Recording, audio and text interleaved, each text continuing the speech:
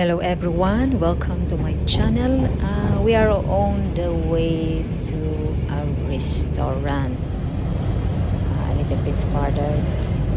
I just show you the road going there at night time here in Netherlands. So we are in Netherlands from after traveling to Paris. I still have a lot of videos in Paris. I was not able yet to upload, but I will upload it. This is the tunnel. Above it is the water. So it's nice to travel also at night time so that you can see the place of the Netherlands. We're on the way to a restaurant.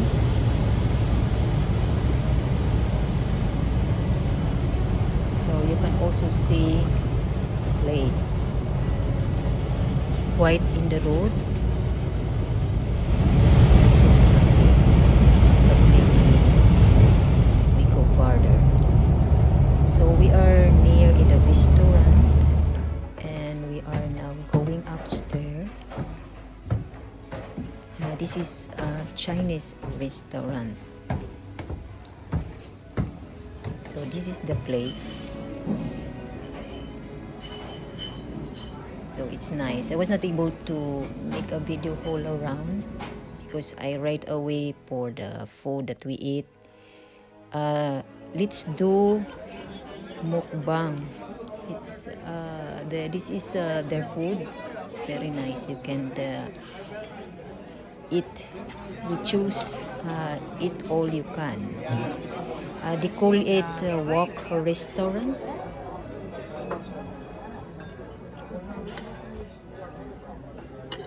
So let's eat. It's nice in the Chinese restaurant because it's like a Filipino food.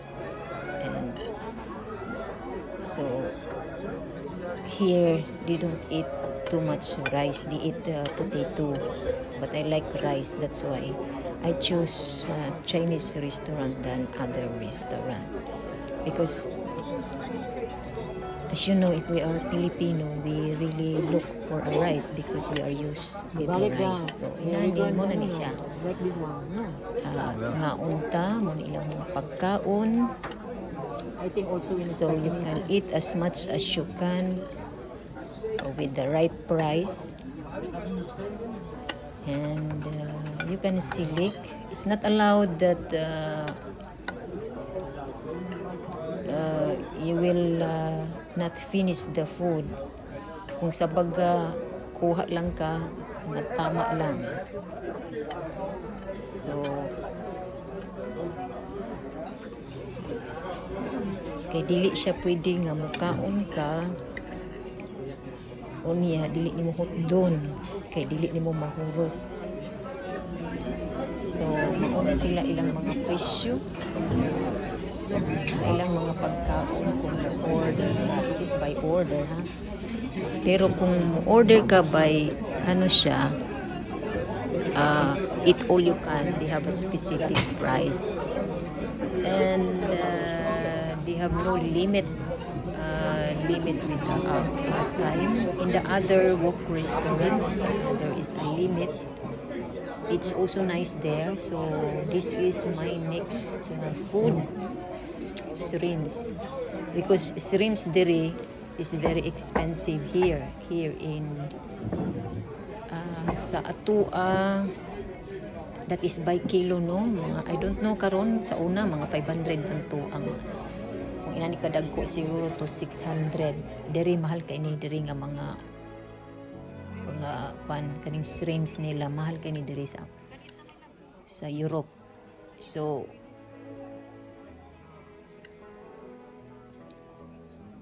mga unta imo ni silang ipaluto sa ilaha.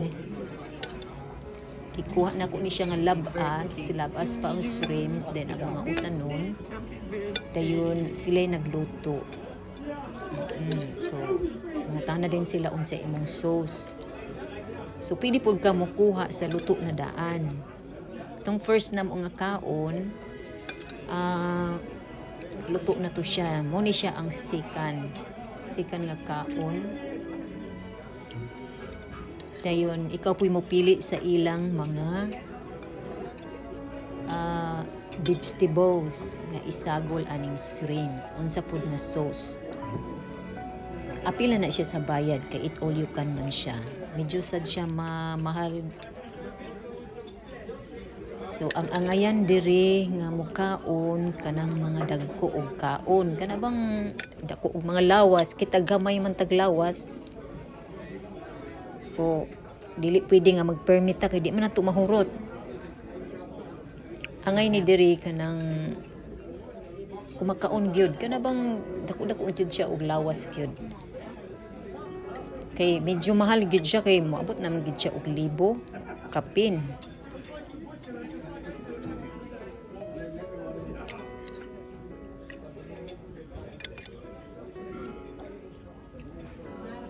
Medyo siya saba kay daghan mga tao na nga diri. Unya galisod ko og video all around kay daghan gud sila mga tao niya. Dili man na sila mahilig og kanang apilon bitaw nimo makuha sila sa video. Dili na sila gusto. So kanilang ko nag-focus lang ko sa food, then some of small lang nga mga parts sa restaurant kay para pud makita ninyo ang view. Munang ang background niya saba kay daghan man na nangaon diri karon mga puti pod mix. So ang mga puti pod ganahan po na sila og mga Chinese restaurant pero dili na sila permanente kay ang ilang hilig ana is mga patatas ilang pagkaon. So may lang ni sa ila kanang mga once lang. Like sa ato pod once kay mahal pud baya in town. So inani siya among gi-order kung wala gina ko ni siya nahurot pero ang bana ang nagtiwas aning kaon. Kay nadaganan ra gina ko ang shrimps kay labas maning shrimps nga akong gikuha. Hindi pa luto. So nya nakakaon naman mi og first.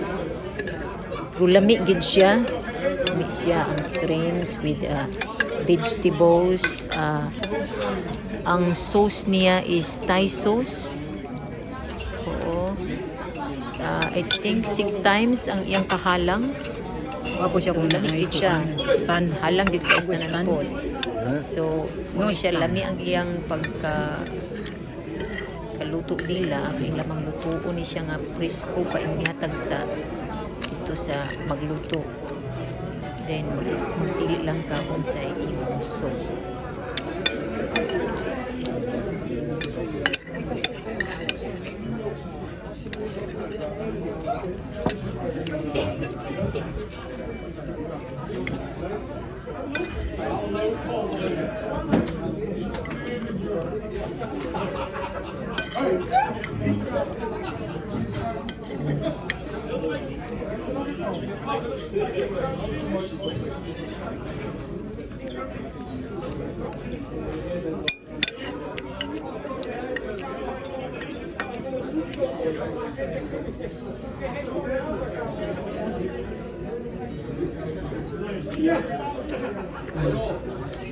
I remember my sister in Korea. We eat in Wok restaurant in Almera.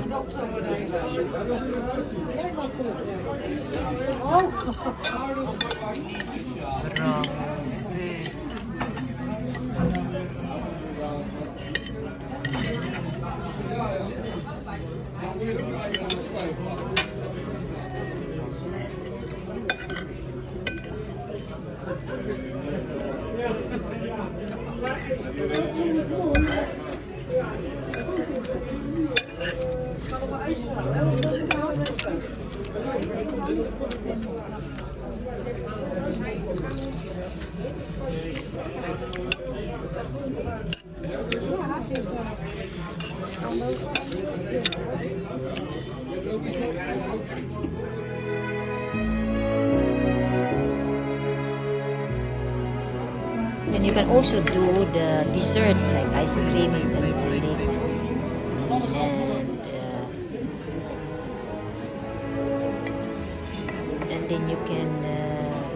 it to your table. And also this one. In the other wok restaurant, it is very nice there. You are the one who can get the ice cream, everything, but it's more expensive there than here. This is our first time here in the restaurant together with my husband. So, and then this is the ice cream. This is the dessert. The other one, the other wok restaurant where we always go, it is expensive there, but it is limited by hours. Like it is eat all you can, but you can only stay like 2 hours because you pay by hour, and that is more expensive than this restaurant, because in this restaurant there is no limit by hours, but of course after you finish you go home. But there in the other restaurant, they have only like 1 hour, 2 hour. It is limited and the price is higher, and of course you don't want to be limited like only 1 hour, otherwise you are in hurry. But you can select. And how about if you want a fresh, like you want meat, and then you let it cook, so it takes a little bit time, so you must be in hurry. So it's nice also here because you can take your time, because there in the other restaurant you have to pay an extra hour, like 2 hours for example. But they have a lot of foods also there. You can select so many, you can get a lot if you want, if you want. So it's nice also in the other restaurant, and it is big also. Compare here, it's also big, but as it is more bigger there. So after we paid, then we go home. We go down. Thank you for watching, and God bless everyone. See you in my next video.